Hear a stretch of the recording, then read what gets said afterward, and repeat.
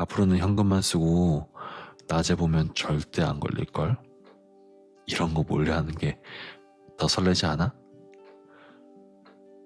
저는 화면을 내려다본 채 얼어붙었습니다.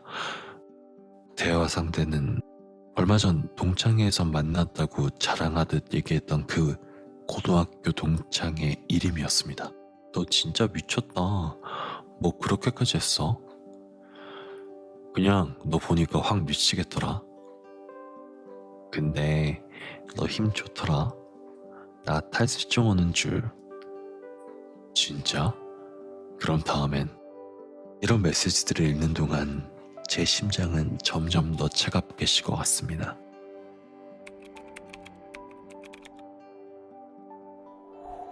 안녕하세요. 사연 들려주는 남자 사들남입니다. 오늘의 사연 함께 들어보실까요? 안녕하세요. 저는 4년간 연애하고 7년간 결혼 생활을 유지하다가 이제는 돌싱이 된 40대 남자입니다.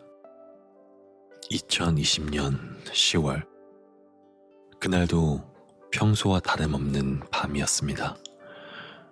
아내는 와인 2병을 비우고 거실 소파에서 깊이 잠들어 있었습니다. 저도 그녀와 함께 와인을 마셨지만 그녀는 저보다 술이 훨씬 강했습니다. 평소라면 1-2잔 정도로 멈췄을 텐데 그날은 유독 많이 마시더군요. 잔을 들 때마다 아내는 오늘따라 와인이 왜 이렇게 잘 넘어가냐? 며 웃었고 저는 적당히 마셔라 며 타일렀습니다. 결혼 7년 차, 우리의 결혼 생활은 특별히 나쁜 일도 그렇다고 유독 좋다고 할 것도 없이 평범하게 흘러가고 있었습니다. 아내는 밝고 사교적인 성격이라 친구들과 자주 연락했고 가끔은 만나는 약속이 많아 제가 농담 삼아 너 약속 줄여라 라고 하면 난 사회적 동물이야. 밖에서 에너지를 충전해야지 라며 웃어넘기곤 했습니다. 얼마 전 아내는 고등학교 동창회에 다녀왔습니다. 오랜만에 친구들을 보니 너무 좋더라. 성훈이랑도 완전 오랜만에 있겠어. 고등학교 때 늘 나랑 붙어 다니던 친구 알지? 성훈이라는 이름을 듣고 처음엔 별다른 생각이 없었습니다. 아내는 친구 관계를 소중히 여기는 사람이었고 과거 친구 이야기를 하는 걸 즐겼으니까요. 그날도 그녀는 동창회에서 있었던 재미있는 에피소드를 들려주며 즐거워했습니다. 다만 요즘 들어 그녀의 행동이 조금씩 변하고 있다고 느끼고 있었습니다. 평소보다 전화기를 더 자주 확인하는 것 같았고 누군가에게 문자를 보내거나 카톡을 확인하며 미소를 짓는 모습을 본 적이 있었거든요. 뭐야? 무슨 좋은 일 있어? 하고 물으면 그냥 이라며 얼버무리곤 했죠. 그날 밤 아내는 술에 취해 소파에서 깊이 잠들어 있었습니다. 평소 같았으면 취한 그녀를 보며 피식 웃거나 조용히 침대로 옮겼겠지만 요즘 들어 달라진 분위기와 과음에 무언가 석연치 않은 기분이 들었습니다. 그녀를 침대로 옮기려 다가가는 순간 아내의 손목에 있던 애플워치가 진동하며 메시지가 떴습니다. 그건 좀 네 남편이 알면 나 죽일걸? 순간 심장이 덜컥 내려앉았습니다. 너무 이상한 문장이었습니다. 보통 아내의 메시지는 친구들과의 수다나 일상적인 대화가 대부분이었지만 이번 메시지는 전혀 다른 뉘앙스를 풍기고 있었습니다. 애플워치가 잠금 해제 상태라 메시지 내용이 그대로 드러났죠. 아내는 운동을 좋아하는 사람이었고 다시 찰 때마다 암호를 해제하는 게 귀찮다며 암호를 설정하지 않았던 게 떠올랐습니다.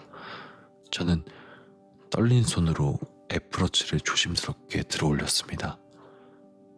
대화 상대는 성훈. 얼마 전 동창회에서 만났다고 자랑하듯 얘기했던 그 고등학교 동창의 이름이었습니다. 아내가 그를 언급할 때 밝게 웃던 모습이 머릿속을 스쳤습니다. 설마 진짜 이 사람과? 저는 메시지창을 위로 스크롤했죠. 손가락은 떨렸고 머릿속은 복잡한 생각으로 가득 찼습니다. 나 그때도 너 계속 좋아했었어. 앞으로는 현금만 쓰고 낮에 보면 절대 안 걸릴걸? 이런 거 몰래 하는 게 더 설레지 않아? 저는 화면을 내려다본 채 얼어붙었습니다. 읽는 동안 심장은 쿵쿵 뛰었고 손끝은 얼어붙은 듯 차가웠습니다. 믿기지 않았습니다. 아내가 이런 말에 동조했다는 것이. 거실 소파에 누운 그녀의 얼굴을 다시 바라보았습니다. 여전히 깊이 잠든 채 아무것도 모른다는 듯 평온하게 보이는 그 얼굴이 순간 소름이 끼치게 느껴졌습니다. 이 사람이 정말 내가 알고 있던 아내가 맞나 싶을 정도로 낯설게 보였습니다. 저는 휴대폰을 꺼내 메시지 화면을 찍어뒀습니다. 이건 단순한 실수가 아닌 것 같았거든요. 이런 메시지를 보낸 건 분명한 의도가 있는 거였습니다. 왜 이런 짓을 한 거지? 머릿속은 온갖 생각으로 복잡해졌습니다. 아내가 밝게 웃으며 동창회를 다녀왔다고 말하던 날부터 지금까지의 모든 장면이 빠르게 스쳐 지나갔습니다. 동창회가 끝나고 나서 그녀의 변화가 이상하게 느껴졌던 순간들이 떠올랐습니다. 거실은 조용했지만 제 머릿속은 폭풍처럼 요동쳤습니다. 저는 집 밖으로 나가야겠다는 생각뿐이었습니다. 숨이 막힐 정도로 답답했거든요. 애플워치를 내려놓고 조용히 집을 나섰습니다. 집 앞에 있는 작은 공원으로 향했죠. 편의점에서 소주 한 병과 종이컵을 샀습니다. 사실 저는 평소 소주를 잘 마시지 않는 편입니다. 아내와 함께 와인 한두 잔을 마시는 정도가 전부였죠. 그러나 그날 밤만큼은 견딜 수가 없었습니다. 컵을 꺼내 소주를 따르려고 했지만 속이 너무 타들어가는 바람에 결국 병째 들이켜버렸습니다. 목을 타고 내려가는 소주의 쓴맛이 너무 강렬했지만 제 안에 가득 찬 분노와 배신감은 그보다 더 쓰고 아팠습니다. 앞으로도 몰래? 이런 게 더 설렌다고? 대체 언제부터였던 거야? 동창회부터? 아니면 그 전부터? 다른 사람과도 이런 관계를 이어온 거야? 생각하면 생각할수록 머릿속은 더 복잡해졌습니다.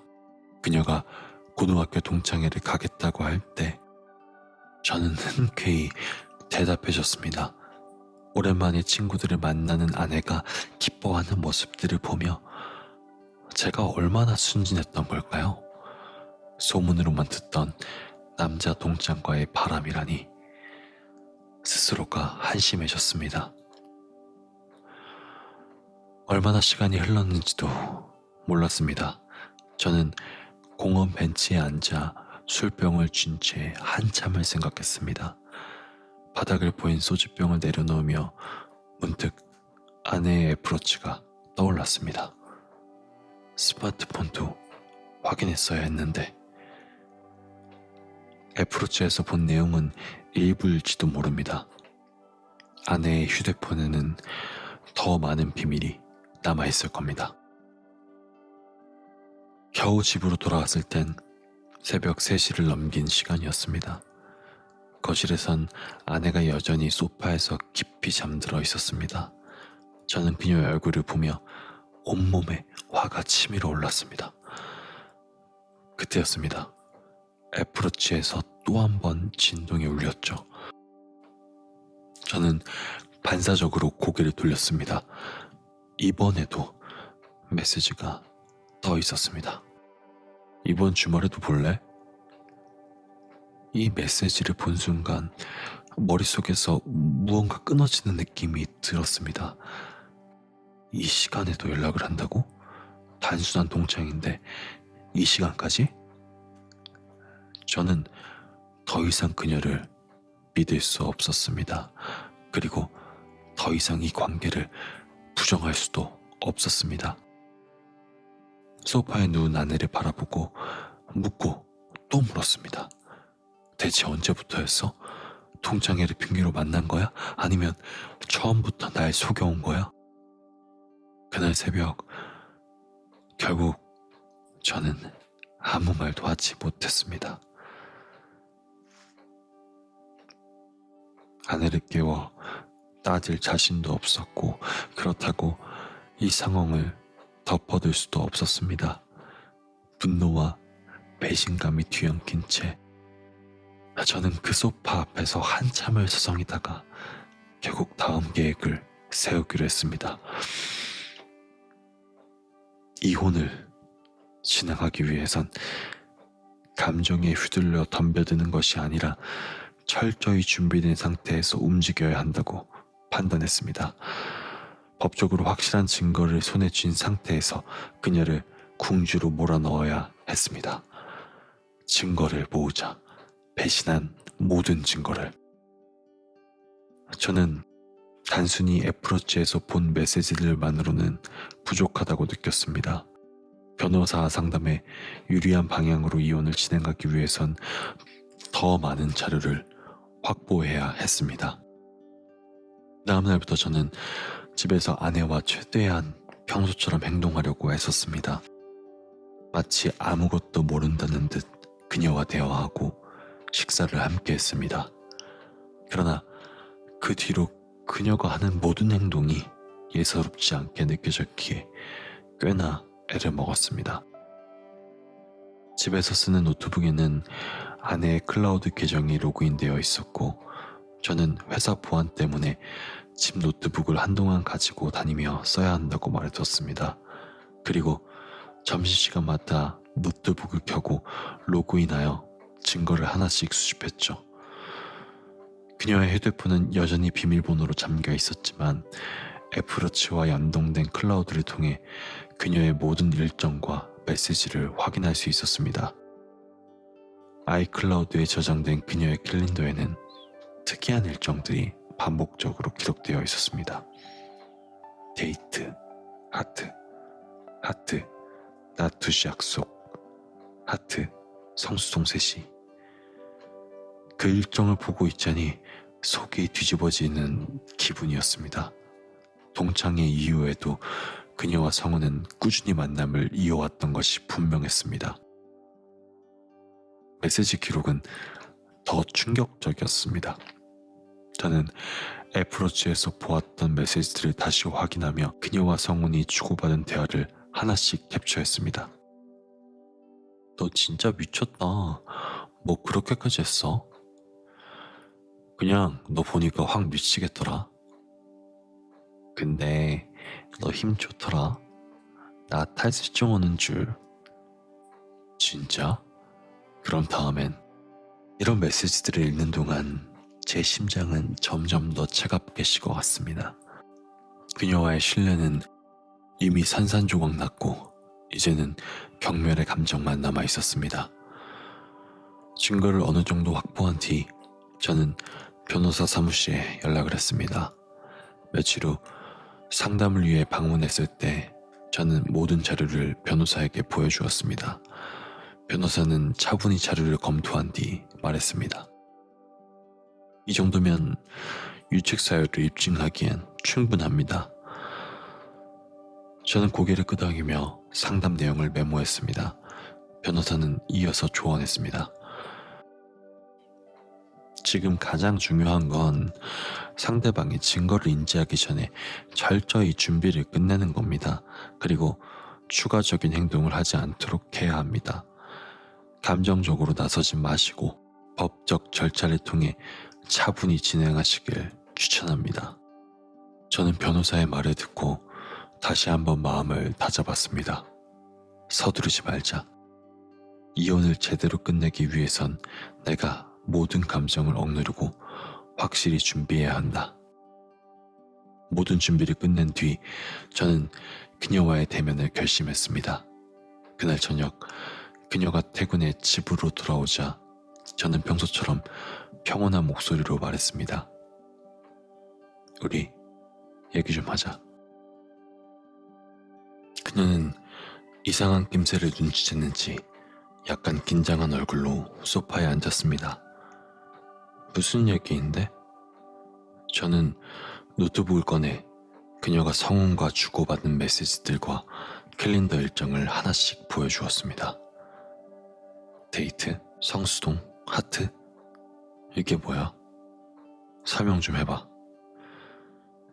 그녀는 당황한 기색을 숨기지 못하며 얼어붙었습니다. 아, 그거 그냥 친구끼리 만나는 거였어. 아무 뜻 없어. 친구끼리 만나면서 힘 좋더라. 이런 말을 해? 이게 친구한테 할 소리야? 그녀는 말을 더듬으며 계속 변명을 했습니다. 그냥 우리끼리 그런 농담을 좀 해. 아무 의미 없어, 진짜야. 저는 더 이상 그녀의 말을 들을 수 없었습니다. 됐어, 이혼하자. 난 더 이상 너랑 살고 싶지 않아. 이미 변호사도 만났고 증거도 다 준비했어. 난 끝났어. 그녀는 울며 애원하기 시작했습니다. 미안해. 내가 잘못했어. 한 번만 용서해줘. 다시는 안 그럴게. 하지만 제 마음은 이미 굳게 닫혀 있었습니다. 그녀의 눈물도 변명도 더 이상 제게 아무런 의미가 없었습니다. 저는 아내와의 대화를 끝낸 뒤 집을 나섰습니다. 차가운 방 공기를 마시며 온갖 생각이 머릿속을 헤집었습니다. 이제 정말 끝났다. 그래, 이혼하면 끝이다. 다음날 아침 저는 이혼을 준비하기 위해 변호사와 다시 통화했습니다. 변호사는 증거 자료를 토대로 아내에게 유책 배우자로서의 책임을 물을 수 있다고 했습니다. 저는 서류를 정리한 뒤 직접 아내에게 내밀었습니다. 여기 이혼 서류야. 네가 했던 짓 내가 다 알고 있어. 이 정도로 끝내자. 하지만 아내는 서류를 보자마자 단호하게 고개를 저었습니다. 사인 못해. 난 욕 못해. 뭐? 못한다고? 네가 이런 상황에서 할 수 있는 말이 그거야? 아내는 울먹이며 애원하기 시작했습니다. 내가 잘못했어. 인정해. 근데 나 정말 너랑 끝내고 싶지 않아. 한 번만 기회를 줘. 하지만 저는 냉정하게 말했습니다. 네 얼굴을 보는 것만으로도 역겨워. 네가 한 짓을 생각하면 숨도 쉬기 싫어. 여긴 네가 있을 곳이 아니야. 오늘 당장 짐 싸고 나가. 그녀는 끝까지 물러서지 않았습니다. 난 이 집에서 안 나가. 여긴 우리 집이야. 나도 이 집에 권리가 있다고. 그녀의 말에 제 분노는 걷잡을 수 없이 터졌습니다. 네가 권리 운운할 자격이 있어? 네가 한 짓을 내가 다 모를 줄 알았어? 애플워치, 메시지, 캘린더, 성훈이랑 했던 짓거리 다 봤다고. 잠시 말문이 막혔던 그녀는 이내 저를 향해 반격하듯 외쳤습니다. 그럼 처음부터 나한테 관심이나 좀 가져줬어야지. 내가 외로워서 그랬던 거야. 네가 나한테 무관심하게 군 거 그게 문제 아니야? 그 말에 저는 웃음이 나왔습니다. 허탈한 웃음이었죠. 외로워서 그게 이유야? 난 너한테 다 줬어. 내가 놀러 다녔니? 뼈 빠지게 일해서 너랑 나 행복하게 먹고 살려고 그런 거잖아. 근데 네가 한 짓은 이거라고. 네 잘못을 남 탓으로 돌리지 마. 그러나 그녀는 고개를 다시 저으며 단호히 말했습니다. 그래도 난 여기서 못 나가. 이혼하든 말든 이 집에서 나갈 생각 없어. 그 후로 며칠이나 그녀와 저는 실랑이를 벌였습니다. 그렇게 며칠 뒤 그녀는 제가 단호하게 나오는 걸 버티다 못해 저희 엄마한테까지 연락을 했더라고요. 그날 저녁 엄마에게서 다급한 전화가 걸려왔습니다. 대체 무슨 일이냐? 며느라가가 쫓겨날 판이라면서 울면서 전화했어. 순간 숨이 턱 막혔습니다. 저는 최대한 침착하려 했지만 분노를 억누를 수가 없었습니다. 엄마 며느리가 딴 남자랑 바람이 났어요. 메시지랑 일정 기록까지 다 증거가 있어요.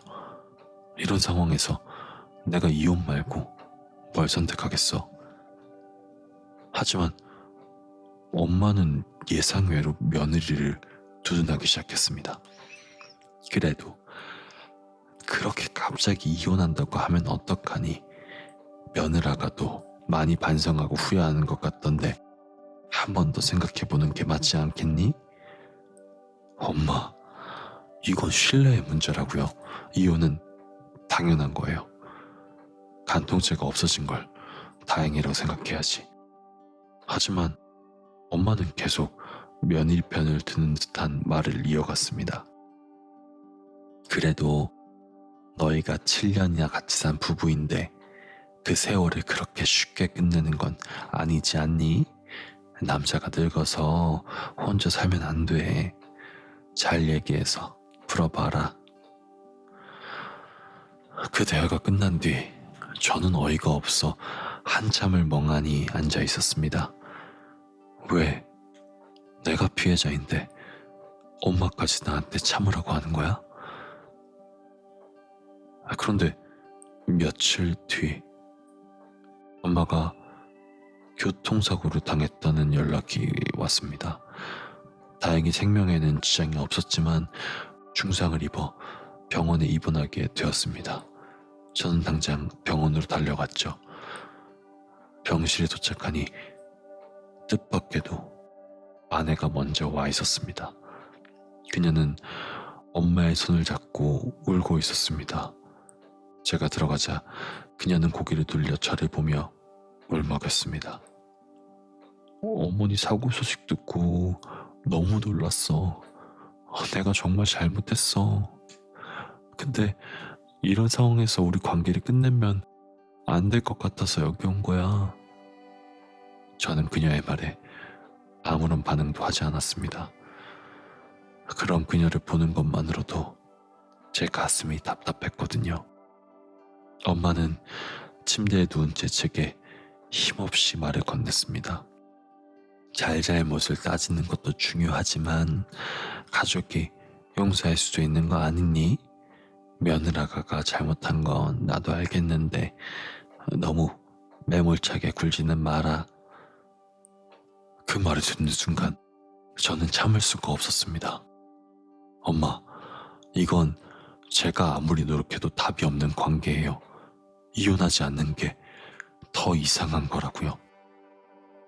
아내는 병실 한쪽에서 눈물을 흘리며 고개를 떨궜지만 저는 그런 그녀를 보지 않았습니다.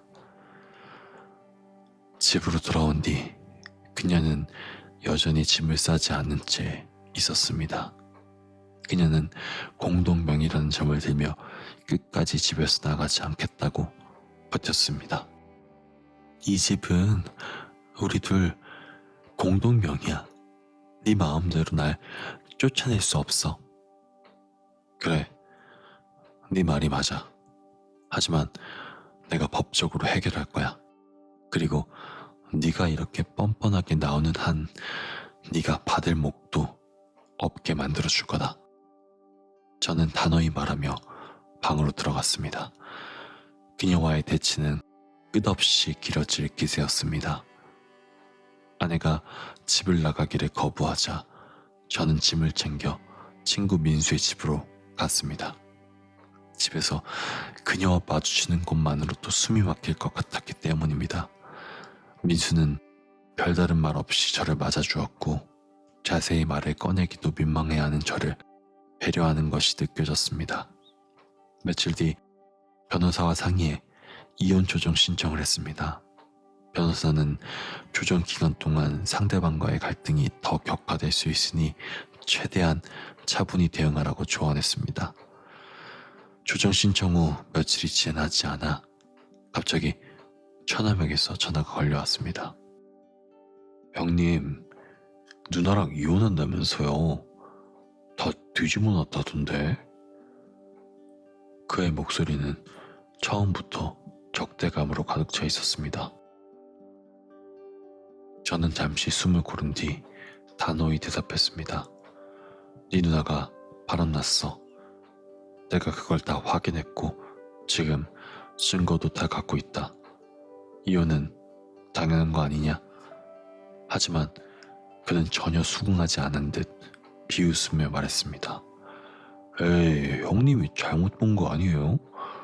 누나가 그럴 사람이야. 누가 그럴 사람인지 아닌지 판단할 위치에 있는 건 네가 아니야. 난 직접 봤고 다 확인했어. 제가 말을 마치자 처남은 갑자기 언성을 높였습니다. 아이, 그래도 그렇지. 형이 너무 매몰차게 나가는 거 아니야? 우리 누나가 어쨌든 형이랑 7년이나 살았잖아. 아니, 연애까지 하면 11년이야. 그걸 어떻게 다 끊어버릴 거냐고. 그 말을 듣자마자 제 속에서 울분이 터져나왔습니다. 내가 네 집에 갖다 준 그 돈들도 다 정리할 거다. 11년을 만났다고 해서 네 누나가 남자랑 놀아놨다는 사실이 바뀌진 않아. 처남은 더 이상 아무 말도 하지 않았고 통화는 그렇게 끊겼습니다. 하지만 그 대화 이후로도 처가에서 저를 비난하는 전화가 몇 차례나 걸려왔습니다. 바람 피운 건 잘못했지만 그래도 함께 살아온 세월이 있으니 용서하고 살아주면 안 되냐는 뻔뻔한 요청이었습니다. 저는 그럴 때마다 차갑게 대답했습니다. 이번이 처음이 맞을까요? 더 자세히 안 판 걸 다행으로 하시고 따님이 남자에게 미친 대가라고 생각하세요. 조정 기일날 아내와 저는 법원에서 처음으로 마주했습니다. 아내는 눈물을 글썽이며 애원하듯이 말했습니다. 내 잘못 맞아. 근데 한 번만 기회를 줄 순 없어? 조정위원은 서로의 입장을 들어보자며 차분히 대화를 유도했습니다. 하지만 저는 이미 마음을 굳힌 상태였습니다. 제가 처가에 지원했던 돈도 포함해서 재산 분할해서 그녀의 몫을 최소화하고 싶습니다. 이혼은 무조건 진행할 겁니다. 아내는 눈물을 흘리며 절실한 표정을 지었지만 저는 그녀의 감정에 흔들리지 않았습니다. 조정은 결국 합의 없이 결렬되었습니다. 몇 달 뒤 법정에서 저는 변호사를 통해 아내의 모든 잘못을 증명했습니다. 성우와의 문자 메시지, 일정표, 그리고 그동안 제가 지원했던 처가 쪽 금액까지 모든 자료가 제출되었습니다. 판결이 내려지던 날 법정은 차가운 침묵 속에 있었습니다. 판사가 판결문을 낭독하는 동안 아내는 고개를 푹 숙이고 있었습니다. 유책 배우자로서의 책임이 인정되고 그녀의 재산 분할 몫이 크게 줄어든다는 판결 내용이 이어졌습니다. 제 손에 쥔 판결문이 차갑게 느껴졌습니다. 이혼이라는 단어는 명확했지만 그 두 글자가 제게 남긴 감정은 복잡했습니다. 판결이 끝난 뒤 아내가 제게 다가왔습니다. 그녀의 얼굴은 이미 눈물로 얼룩져 있었습니다. 너 정말 후회 안 할 자신 있어? 네가 이렇게까지 날 몰아붙여야 했어? 그녀의 목소리는 떨렸고 눈빛에는 미안함과 원망이 뒤섞여 있었습니다. 저는 그녀를 쳐다보며 단호히 대답했습니다. 너는 네가 남자의 미친 대가를 치른 거야. 이혼도 가정도 전부 네 잘못이야. 제 말에 그녀는 아무 말도 하지 못한 채 그대로 주저앉았습니다. 손으로 얼굴을 감싸며 울기 시작했지만 저는 단 한 번도 뒤돌아보지 않았습니다. 집에 돌아오니 모든 것이 낯설었습니다. 아내와 함께했던 흔적들, 그녀의 물건들, 그리고 몇 년간 우리가 쌓아온 모든 기억들이 이 집 안에 남아 있었습니다. 하지만 저는 주저하지 않고 그녀의 물건들을 하나하나 쓰레기 봉투에 담았습니다. 결혼 앨범, 그녀가 좋아했던 머그컵, 소파에 던져져 있던 쿠션까지 모두 버렸습니다. 그녀의 흔적을 지우는 동안 저는 한 번도 멈추지 않았습니다. 저는 쓰레기 봉투를 들고 집 밖으로 나가며 마지막으로 중얼거렸습니다. 네가 남긴 건 결국 쓰레기뿐이야. 판결 이후 저는 모든 연락을 차단했습니다. 그녀의 전화는 물론이고 처가 식구들의 연락도 모두 무시했습니다. 휴대폰에 걸려오는 전화번호를 확인할 필요조차 느껴지지 않았습니다.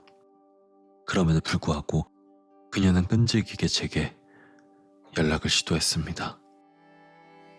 메시지는 모두 읽지 않고 삭제했지만 한 번은 집 근처까지 찾아온 흔적을 발견한 적도 있었습니다. 집 초인종에는 그녀가 남긴 것으로 보이는 쪽지가 붙어 있었습니다. 제발 한 번만 얘기하자. 마지막으로 부탁할게. 그 쪽지를 본 순간 한숨이 나왔습니다. 아직도 이러고 있어? 모든 걸 다 끝냈는데 대체 왜? 저는 더 이상 피할 수도 무시할 수도 없겠다는 생각이 들었습니다. 그녀와의 관계를 완전히 매듭짓기 위해 마지막으로 만나기로 마음먹었습니다. 우리는 한적한 카페에서 만났습니다. 아내는 약속 시간보다 10분 정도 늦게 도착했습니다. 예전처럼 단정한 모습은 온데간데 없었습니다. 머리는 헝클어져 있고 얼굴에는 피곤함이 가득했습니다. 그녀는 허겁지겁 자리에 앉더니 작은 숨을 고르며 어색한 웃음을 지어 보였습니다. 미안해. 버스 놓쳐서 늦었어. 저는 대꾸하지 않고 그녀를 가만히 쳐다봤습니다. 그녀는 제 시선을 피하듯 테이블 위의 종이컵을 만지작거렸습니다. 보고 싶어서 나온 건 아니야. 너네 집도 너도 제발 연락 그만하라고 나온 거야. 무슨 얘기를 하려고? 제가 단도직입적으로 물었습니다. 그녀는 잠시 입술을 깨물다가 힘겹게 입을 열었습니다. 나 요즘 진짜 너무 힘들어. 그 말을 시작으로 그녀는 지금의 상황을 털어놓기 시작했습니다. 이혼 후 그녀는 원룸으로 이사했지만 분할된 몫이 적었던 터라 생활비를 마련하기 위해 어쩔 수 없이 일을 구했다고 했습니다. 하지만 그녀가 구할 수 있는 일은 주방 보조나 야간 물류분류 근무 같은 고된 일들 뿐이었습니다. 내가 일하면서 새삼 깨달았어. 너 왜 그렇게 바빴는지, 왜 집에 와서도 피곤하다고 했는지. 그땐 그걸 이해 못하고 오히려 네가 나한테 소홀하다고만 생각했어. 근데 이제 알겠어. 벌어먹고 사는 게 이렇게 힘든 거였구나. 그녀는 손을 모아준 채 고개를 숙였습니다. 너한테 미안해. 정말 미안해. 내가 그땐 너무 철이 없었어. 네가 나를 어떻게 책임지고 있었는지 생각도 안 했어. 저는 그녀를 쳐다보며 차갑게 말했습니다.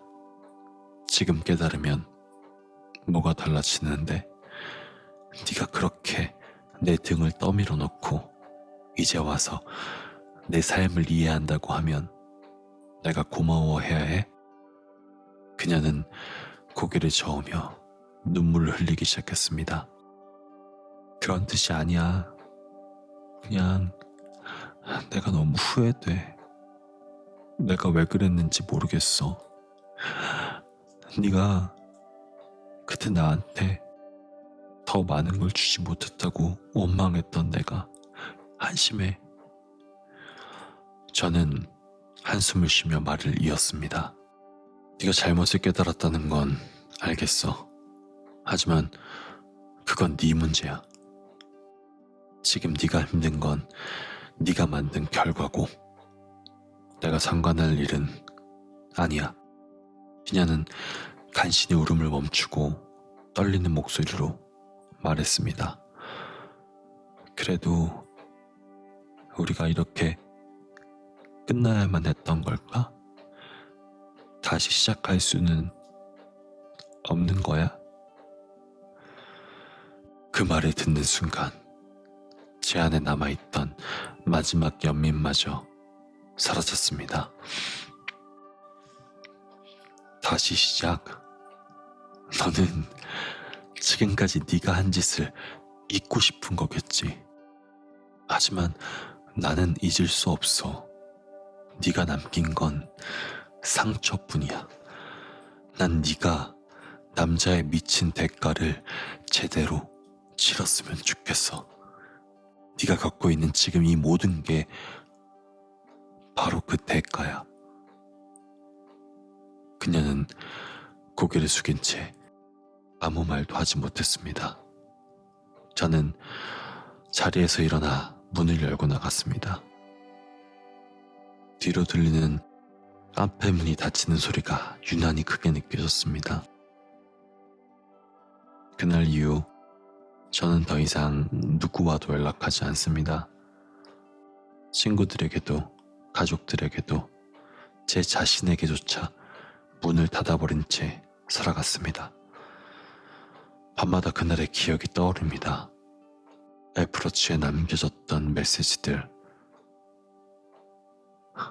몰래 하는 게 더 설레지 않아 라는 문장. 시간이 지나도 배신의 기억은 사라지지 않았습니다. 그날의 기억은 여전히 제 마음을 갉아먹고 있고 저는 그 속에서 벗어나지 못했습니다. 긴 이야기를 들어주셔서 감사합니다. 오늘 준비한 사연은 여기까지입니다. 잘 들으셨나요? 어디에도 말하지 못했던 여러분만의 사연 기다리겠습니다. 지금까지 사연 들려주는 남자 사들남이었습니다.